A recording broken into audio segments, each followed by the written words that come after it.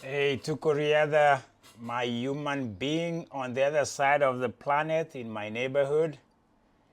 I'm here as the voice in the wilderness saying, repent, you brood of vipers. Whoever said that, he had a message. This message is for the Kenyans in Tukuriada, my friend. Athletics is dealing with the dark side of what I call the dope nation of Kenya. I'm making a calling. I'm challenging athletes in Kenya. Maybe they'll hear this, maybe they won't. Maybe they'll ignore me and says, well, you've earned your way in life. We are poor. We have hardships. We have no jobs. We have to cheat. We have to cut shortcuts to make our way in this world. That could be the excuse. But I have bad news, my friends. Chepngetich tried that. It didn't work out. How does it look right now? How does it look with us staying in the annals of shame? Because Chepngetich is a new candidate in what I call the Hall of Shame in athletics in Kenya. She joins the 300 that have gone before her, and the numbers are getting higher every year, every month, every week. We seem not to have an abating wave on this one, the wave of just doping and dope heads are heading into the Hall of Shame. So I have some bad news, Kenyans and young athletes. You will be busted. Let me tell you the long history of dopers in athletics. It's a long list of shame. We can go to a nation that has been banned from Olympics, Russia. We can go to Belarus. Nigeria has a reputation. Kenyans is ranked third in the world. So I'm preaching from the mountaintop. Hopefully somebody is listening, because we don't have to go here, Kenyans. We don't. We already have great ambassadors in Beatrice Chebet, Captain Faith Kipyegon, Eliud Kipchoge has shown us how to do it for almost three decades. Moses Tanui, Paul Tergat, John Gugi, Douglas Wakihuri, he was based in Germany, great marathon runner. You guys don't know him? I kind of do. We have Ruth Waithera, 400 meters. Kipchoge, Hall of Famer. Naftali Temu. Those are heroes. Those are great heroes.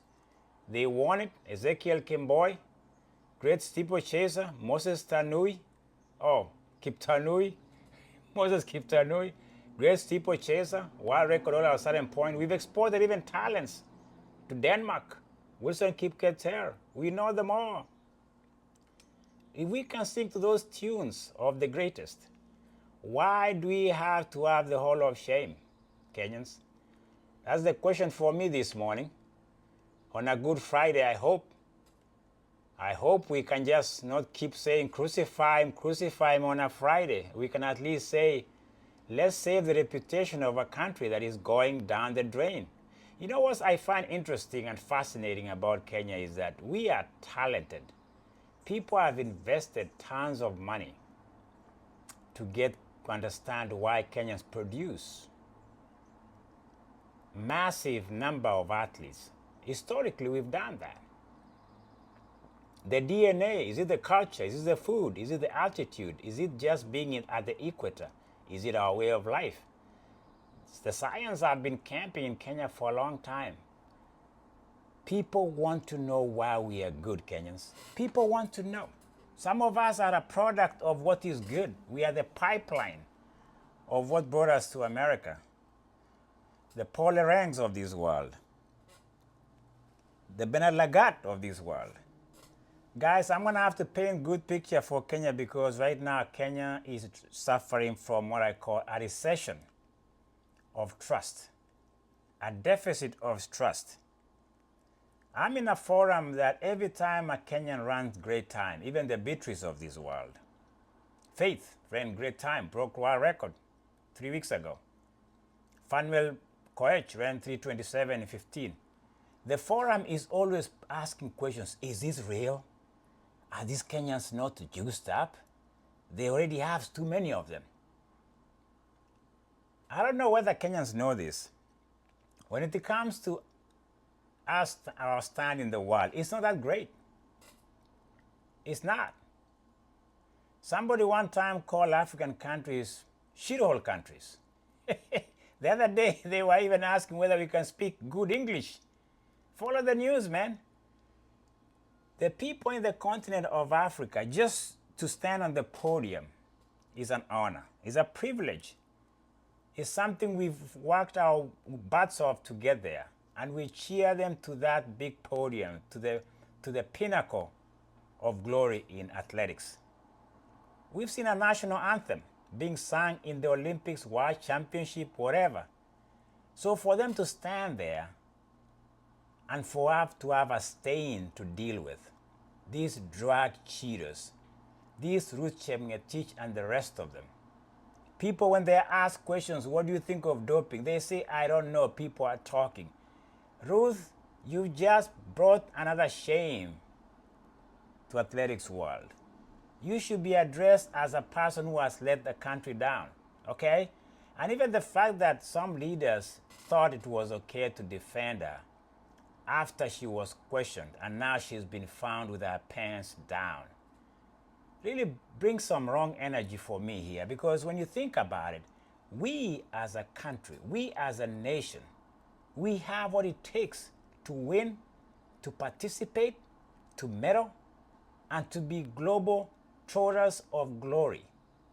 And I just can't stand when people have to think they have to be cheaters. Let me tell you, the Hall of Shame is full of cheaters. Ben Johnson was a cheater. It didn't last 24 hours. Marion Jones was prosecuted, arraigned in the federal court, spent time in jail. I can go on and on. Russia has been banned from Olympics. Belarus is being banned from any championship and Olympics. Kenyans, we've been given grace period by the world. The world is very kind to Kenya. Very, very kind and lenient. Even the president of World Athletics, Sebastian Coe, Robert Buck, the outgoing Olympic president, they are very graceful to Kenya because athletics has brought a lot of good image to that country. We've tried to say we are good. We've tried to show the world and demonstrate to them that we have talent, we have what it takes to win. But here we are dealing with an endemic, a cancer, a corrupt system, which has been infiltrated and compromised by agents, by managers. I keep talking about Federico Rosa. People don't listen. I don't think he's very far from being a criminal for me. How can we say here and stand here and say he doesn't know that Ruth Chepngetich, whom they are associated with, he manages that woman? And we're going to sit here and talk about, many of them have gone before us, that these agents, these managers have nothing to do about this doping, that they were one time arrested after 2016 exposure and slapped on the wrist because they have money and they're still in Kenya, polluting, exploiting, and taking advantage of the poor and the lack of knowledge that these athletes don't have. It's a high calling. We must change, Kenyans. We have to reclaim our glory in athletics. We must. It's an effort that must be very laser focused. The Barnabas Corridors have been calling them out. They cannot allow this country to go down the pariah nation of doping. We cannot allow that. Some of us grew up there. We've invested a lot in this athletics world. I speak very highly of athletics, mostly athletes. But to see their morals, their values, their priorities, their bodies being compromised just for somebody to win some money in a marathon race. And then the next thing we know, it wasn't real. Technology has exposed them to have compromised, to have enhanced, to have boosted their bodies so that they could win. 209 might be legit, but was it? And parliamentarians and leaders in our country standing there and ranting and saying we are going to sue people who are questioning Kenya, who are trying to say Kenya is corrupt when it comes to doping. And by the way, Kenya is a corrupt nation because the leaders of that country are ranked very high in what I call those, I don't know, those reputable people that go gather data about corruption. And this has not kept athletics immune from corruption. And I think we are at a place right now, Kenyans, where we really need to look in the mirror and ask ourselves, what's the future for this country? Going into World Championship, going into any championships? We even have athletes in collegiate programs here in America who are in exile because they are on provisional bans, suspensions in Kenya. Listen, I kind of speak with a heavy heart because one thing I know, when people have to defend a country that doesn't seem not to really care to defend itself and come out and speak the truth to the fact that we have a doping problem. And I don't think it's more than a doping problem. I think we have a moral problem. We have this desperation to reclaim what is decent. And I think that's where Kenya is. What is decent in Kenya anymore? Can we trust what we see? Is it real?